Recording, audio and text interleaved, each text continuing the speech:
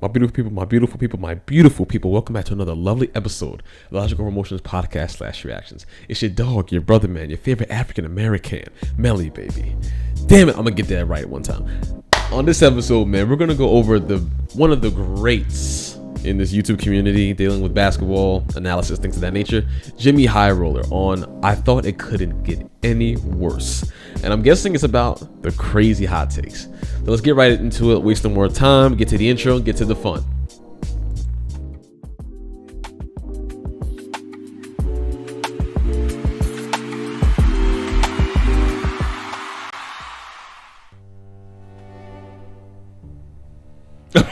Yo, that first one is wild.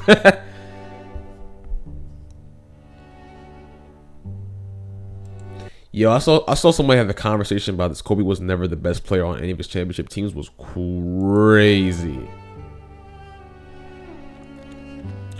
3-point allowance mistake is wild.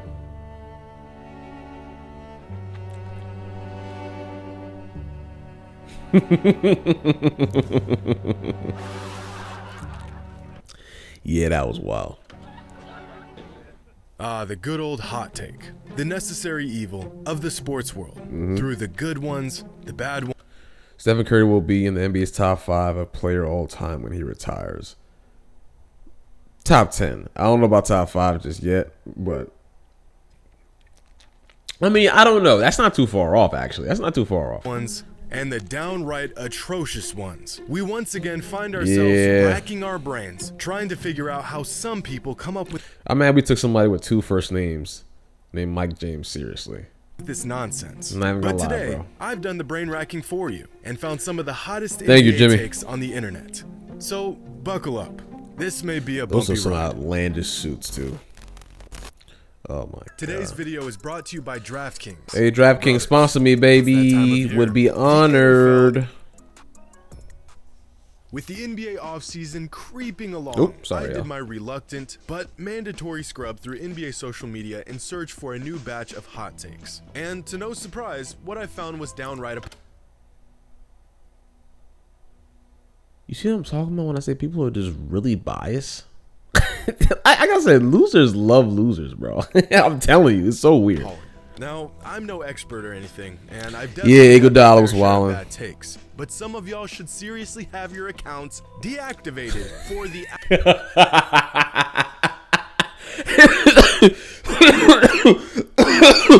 Oh, my abs hurt. Oh. Zion's is all lumped though. Like if you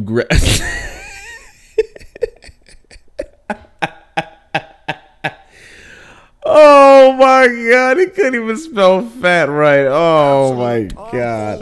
Y'all are posting on these pages. After sifting through hundreds of takes, here's some of the best and worst that I came across. Now, this some of these is from a fan trolling, who says bro. that you need to be athletic to play in the NBA, and I cannot agree more with this take. Now, some of you are probably thinking, of course you have to be athletic to be a professional athlete, Einstein, but people will often use players like Stephen Curry, Luka Doncic, Duncan Robinson, and Kyle Anderson to prove They're still that athletic. Skill and size alone can earn you a spot in the NBA. They're still And athletic. I think the key here is relativity. Sure, relative to other NBA players, these guys are not very athletic. But that's because their peers are some of the best athletes in the world. Yeah, like this is Compared not to difficult to normal people, understand. Even the most unathletic NBA players are amazing Really athletes. athletic, yes. For example, the average man has a vertical leap of about.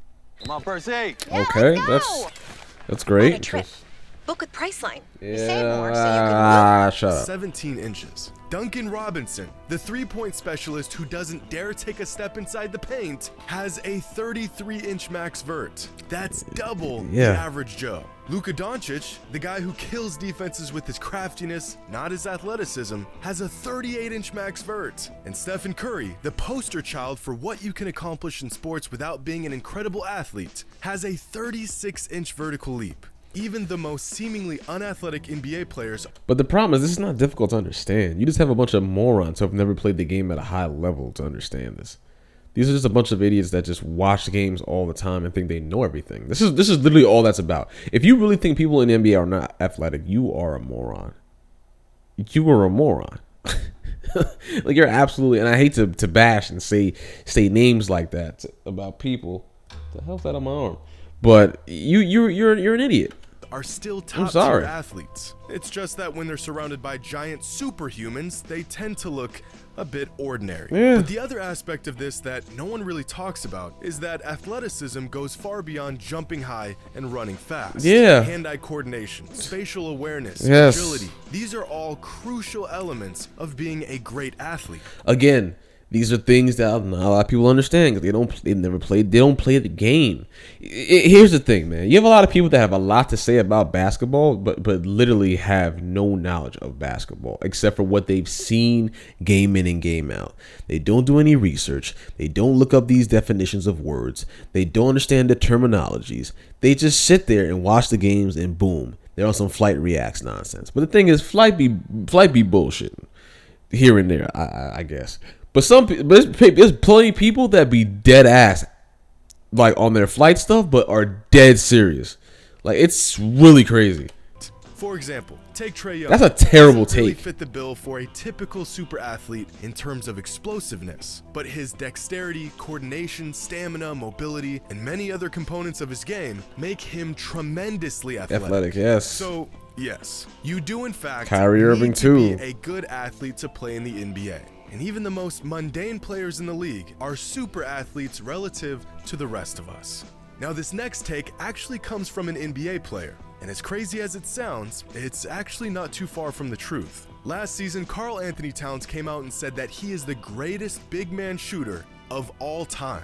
Fact. Okay, let's hear. And immediately, fans were not happy about this. I mean, with big men like Dirk Nowitzki, but Dirk's the only one. And DeMarcus Cousins, Cat still has a lot of work to do to earn the title of greatest shooting big man ever. Right? Let's look at the numbers. I was about to say, yeah. Some of the most prolific big man shooters in NBA history. And amongst some Walker of the was so nice, shooters bro. the game has ever seen, it appears that Al Cousins is that Chris low? Bosh and Dirk Nowitzki are the best of the best. And then there's Matt Bonner, who lives in his own stratosphere. Karl Anthony Towns falls right here. So he's not that far. One of the best big man shooters, but he's not the best yet. Yeah, not but the best. This graph only covers mid-range shots. What about three-pointers? I had no idea Matt Bonner was up there like that. Okay, Matt. Okay. Well, that chart my G. look like this. And aside from Davis Bertans, who gets paid $16 million a year to literally stand on the three-point line for 20 minutes a game, the best big men three-point shooters of all time include Ryan Anderson, Peja Stojakovic, and Matt Bonner. Karl Anthony Towns is right here. One of the best all time, but not the best. Yet. Now this fan, like many I'm with others that. I've seen, says that Kyrie Irving is better than Stephen Curry at virtually every aspect of basketball other than shooting. Therefore, he's a better player than Steph is. First of all, no. Second, this logic seems to make sense. If player A is better at most things compared to player B, then player A, by default, must be the better player. But these side-by-side comparisons almost always lack one thing: context. For example, take these two players. Player A is better at nearly everything compared to player B. Passing, playmaking, rebounding, defending, finishing. Player A can do it all. So, according to the logic used in these comparisons, we must assume player A is much better than player B. Except player A is Ben Simmons, and player B is first-team All-NBA Devin Booker. Similar to the Kyrie versus Steph comparison, using extremely general categories to assess players with zero context is a recipe for disaster. Basketball has a lot of nuance. It's dependent on situations, circumstances, and systems, all of which give context to a player's impact and ability. As incredible as Kyrie's handles are, they aren't nearly as impactful as Steph's ability to space the floor with. I've been saying that for God knows how long. You know how many Jack in the Boxes have been telling me I'm stupid? You know how many times I've been saying that Kyrie's handles are literally just flashy as hell and that's it? It gets to where it's got to be, but he has to do a lot more work than Steph does. I've been saying that. I've been saying everything Steph does opens up for his teammates. Literally. I've been saying that. His shooting. In fact, if history tells us anything, it's that being extremely good at a few things can often be far more valuable than being good at everything. If you took away everything from Steph's game, aside from just his shooting ability and high basketball IQ, he would still be a Hall of Fame talent. Yeah. But if you took away Ben Simmons' passing ability, he'd be a 6'10" Patrick Beverley. These two aspects of the game hold different values to different players. So to compare them side by side like they are equivalents doesn't accurately determine anything. At most, these kinds of comparisons might help you decide who's the better all-around player, but if being good, not great, at most things on the court determine who is the best player, then Draymond Green would be a 4-time Finals MVP right now. But he's not. Now this next take is one of the more interesting takes I've heard recently. This NBA fan says that the I'm about to say something really stupid. Like I said, bro, if you put KD or Jokic over Curry, bro, I can't have a conversation too much with you, top bro. 8 players in the league going into this. How in the world is LeBron first? How was Kevin Durant first? How is Giannis third? Season are the best top 8 players the league has ever had at any given time, making this era the best era in NBA history. I'm hoping this is not in order. Being LeBron, Durant, Giannis, Kawhi, Steph, Jokic, Luka, and Embiid. And I gotta say, that is one hell of a top 8. Every one of these players, aside from Luka and Embiid, either has an MVP or a Finals MVP. I'd say out of the top 8, you've got roughly 5 top 30 players of all time. Without a doubt, this is one of the most talented and accomplished group of players in NBA history. But is it really the best? Well, there's definitely been worse years in the NBA, like throughout the 70s and early 2010s, where maybe 3 or 4 players were head and shoulders above everyone else. But there's also been years where the league has featured a large group of some of the greatest players all in one season. Like in 1996, when the top 8 players in the league consisted of Michael Jordan, David Robinson, Patrick Ewing, Charles Barkley, Gary Payton, Hakeem Olajuwon, John Stockton, and Karl Malone. This is a stacked group of 8 and one of the most exciting eras in NBA basketball. But I think we can do better. What about the 2003 NBA season, when the top 8 players in the league were Shaq, Kobe, Duncan, Garnett, McGrady, Dirk, Iverson, and Jason Kidd? This group contains 3 top 10 players in league history and 2 more players who are generally considered top 20 all time. But I still think there's one NBA season that tops this one in terms of all-time talent. Back in 1988, the league was shifting from one era to the next, and within these 2 clashing generations of basketball, fans witnessed what I believe to be the most loaded group of players the league has ever seen. Michael Jordan, Larry Bird, Magic Johnson, Karl Malone, Kareem Abdul-Jabbar, Hakeem Olajuwon, Moses Malone, Isaiah Thomas, and Charles Barkley. Oh my God. That's 9 players. All of them generally considered top 25 greatest to ever play the game in the league, all in the same season. But see, this is information you could have just looked up and just done some little homework on. You know what I'm saying? So when people say, like how that fan said that, oh, this is the best that our league's ever seen, it shows you how lazy people are. You could have just looked this up. That's all you had to do was just look it up. You know what I'm saying? Like it's I would have never said that. I would have never. That's insane, bro. And outside of an aging Kareem, every single one of these players was in their prime in 1988. That's 5 consensus top 10 players of all time playing in the same season. Now, if we compare these 2 groups of players, I honestly think it's not even close. But only for the simple fact that the 2022 group has a handful of young players Steph's the who only still one that have a really lot of cancels time out left to add to their resume. And I do think that this 2022 group does have the potential to be the greatest collection of players in one season. Only time will tell how this group will pan out. Yeah, I don't think it will. We'll have an answer for you. But for now, 1988 remains by far the most loaded year in NBA history. Now, my last take for this video has virtually become a matter of fact over the years, but I'd like to make the case against it. This fan asked the question, when it's all said and done, which LeBron-led super team will be viewed as his best? Which means by default, he believes LeBron has been on multiple super teams. And as popular as this take is, it's not a good one. LeBron has really only been a part of one super team, and that was the Miami Heat. The Cavaliers from 2014 through 2017 were not a super team. And if you even say super team and 2022 Lakers in the same sentence, you're a sick individual. Yeah, Their big three, the potential of this team and the public perception of this team far exceeded their actual ability. By the time this Cavs team won a title, they had one superstar, one all-star, and one fringe all-star player. Yeah, I was gonna say that too. Kevin Love's game kind of went down when he played with LeBron. I ain't gonna lie to you, bro. What do y'all think? In the comment section below, let me know. Do you think Kyrie played like a superstar when he was on the Cavs? I think he did personally. I don't know. I think Kyrie played like a superstar when he was on the Cavaliers, but I think that was it. When he was a superstar, and yeah, I don't know, man. I mean, yeah, I guess I wouldn't consider this a super team because Kevin Love didn't. Yeah. His game went down. It did. If this is the criteria for a super team, then that would mean that the 2021 Jazz were a super team. Ew.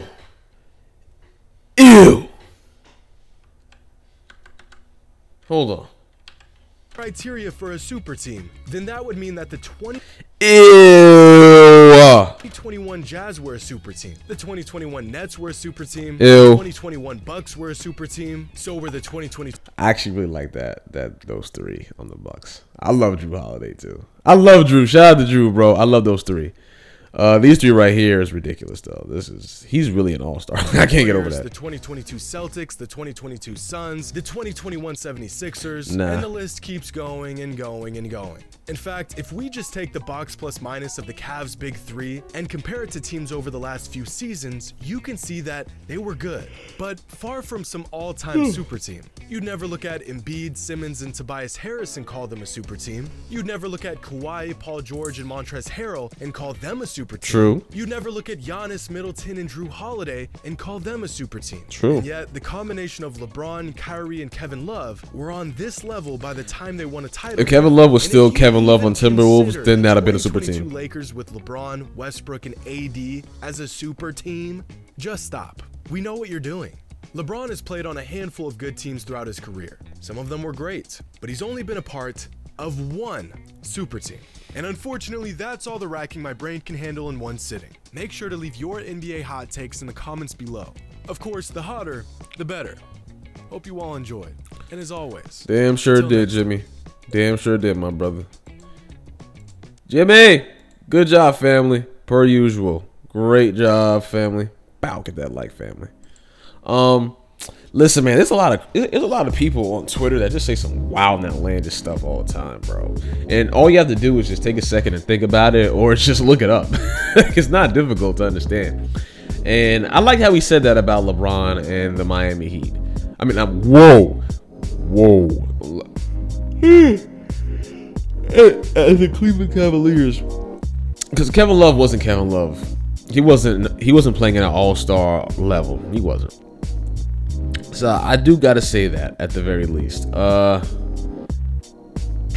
that was good, Jimmy. I did appreciate that. I'm surprised he didn't go deeper into the Mike James situation, but that comment in itself. But I believe it was just so dumb. He just like, I ain't even gonna talk about it. It was just hilarious. But shout out to Mike James, man. He's a phenomenal overseas player too. By the way, I'm not like y'all that just says stupid stuff just because you don't like what somebody says. He's a great overseas player. I think he was MVP at one point as well too overseas. He's just really dumb, and he has 2 first names. Weird, but whatever. This was a great video, man. We gonna sign out here, man. Get ready for the next video. It's your boy Melly. Sign out per usual. Signing out and per usual. Peace, love, and keep the drip immaculate at all times, baby. Stay easy, stay breezy, stay beautiful, stay immaculate, amazing, healthy, sexy. Most importantly, drink water, my friends. Peace and love.